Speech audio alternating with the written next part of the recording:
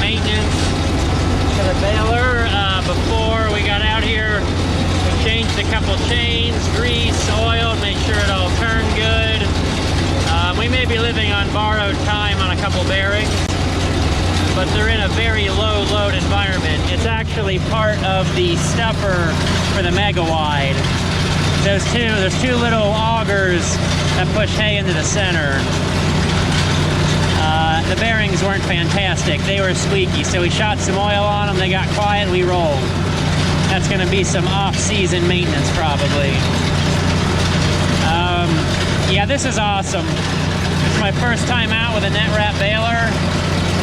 And yeah, it's absolutely fantastic. Now I'm making 4x4s, so we're getting ready to run the net. There it comes. And like by the time I see the net, it's time to hit the switch to go the other way. And this baler runs backwards to oil. Got automatic oilers to oil the chains. So let it run backwards. Oh, oops. Wrong switch. I hit the electric for the net wrap. I need the hydraulics for the door. You can see the gauge, we're starting out at about 30 pounds. On the machine, there's a sticker that says to start anywhere from 25 to 30, or no, 25 to 40. Sometimes it is a little challenge to get started, but it's not a problem. You just gotta feather the clutch. With the mega wide, there's an extra set of fingers to push the hay in. And when you start a bale, they have to push the hay in.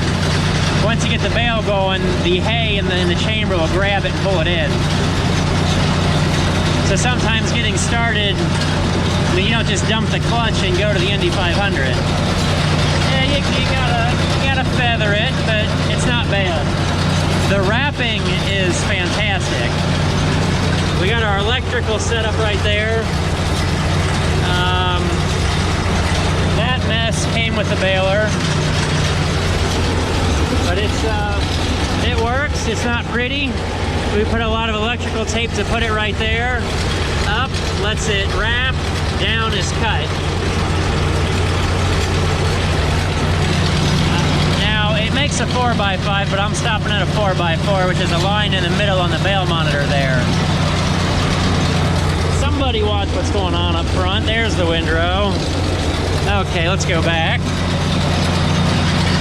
That,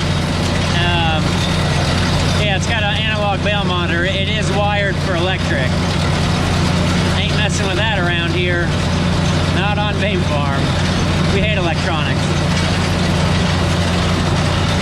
And if it comes down to it, I'm going to replace the electric actuator for the net wrap with a little hydraulic cylinder.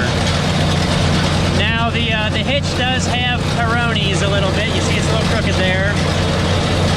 So I got to keep in mind to pull the baler a little bit to one side. I got to shade when I'm driving. Okay, we're coming to that point. We're a little over halfway on the monitor.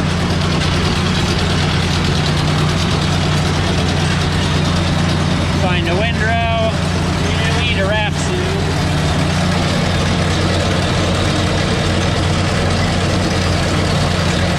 Okay, bale is plenty big. Let's hit the net wrap, hit the switch. There goes the net. We see the net come around. Push that lever down, and by the time it's, yep, there we go. We got at least 2 wraps on that. There goes the door. Plop a bale.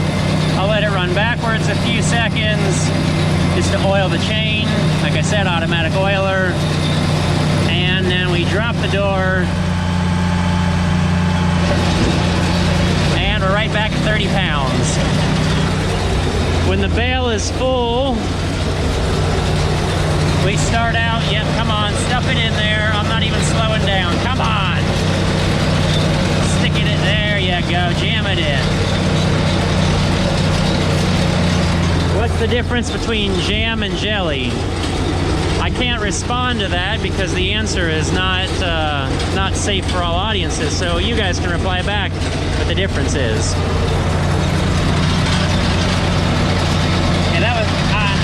fast. I exaggerated the chain oiling time because I'm holding the camera, driving with one hand, watching the windrow, watching the net wrap, and it's all very new to me.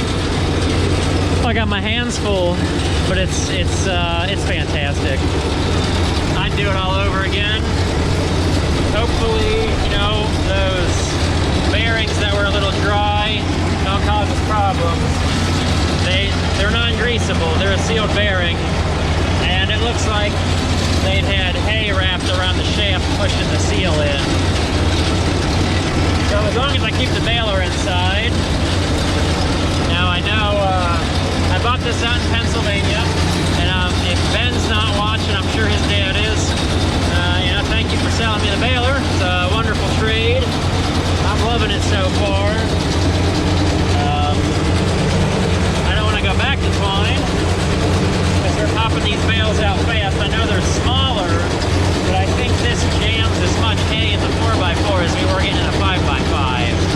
At least when I go push on it. I'm going to have to go weigh one at some point.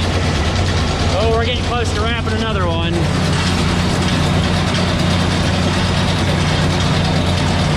How are we looking? We're over halfway. Let's hit that glorious switch. Now there's an indicator down there where the movement of the actuator is. If you watch that, try to keep your eye on the net wrap coming around the bale. I mean, it wraps so fast that by the time you see the net wrap and the, let's say, delay and the action of cutting the net, that by the time I see net come around, I'm already getting ready to cut the twine or cut the net wrap. How exciting. Okay, well, we definitely oiled the chain well enough, and we're back to 30 pounds. Come on, stuff it in. I know, we're not in a big windrow back there. Now I did have to replace a brass fitting or two on the air system. It wasn't holding pressure. So that took me just a minute or two to find out, that 2 or 3 trips to the truck parts store. Because I guess I replaced one piece that I thought was leaking, and it turned out that it was the next piece in line that I didn't see until I had it all assembled again. Oh yeah, take them bales. I don't even have a count yet. I mean, there's only 2 or 3 acres here, and I'm sure we'll turn out at least 15 bales. Hey now, what's that dark cloud? We're not supposed to have that high of rain chances. Come on, guys. What's the dealio? Yeah, it's the first week of September, right after Labor Day.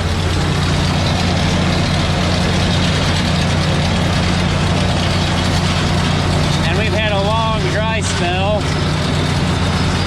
Denver just had snow. Now let's watch, hopefully you can watch the pressure gauge. When the bale gets full, we're about in the 80-pound range. Come on, suck that in. Suck it in, suck it in. There you go. Another thing I don't like about the wheels for the pickup there on the side. They run over the hay real easy, and there's no guards in front of them to stop the hay from going right underneath. Hey, watch where we're going up here, would you? Almost right in the bushes.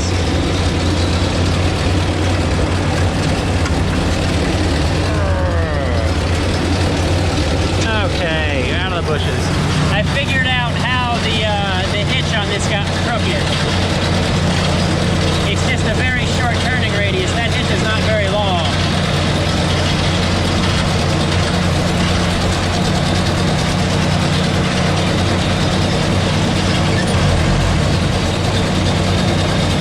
It's just short. It's very easy to hit. I've already found out with the old 845, I can turn much tighter. Now the hitch assembly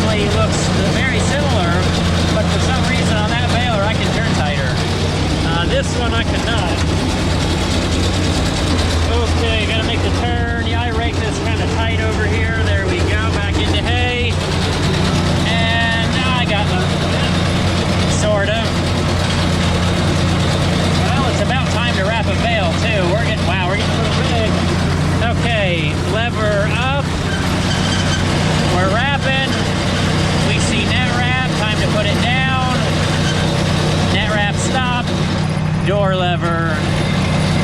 Bam, wow, holy cow, we've made so many bales and I've been yik-yakking. Well, I'm gonna keep rolling and I'll catch you guys to show you the end result when we're done here. That's another thing. So when it goes up, and the baler reverses the red chain, and it shuts everything else off. Fancy features for 1990. And this is like at the very early stages of net wrap. I have an oddity. Hopefully I don't need parts, and hopefully they're not hard to find.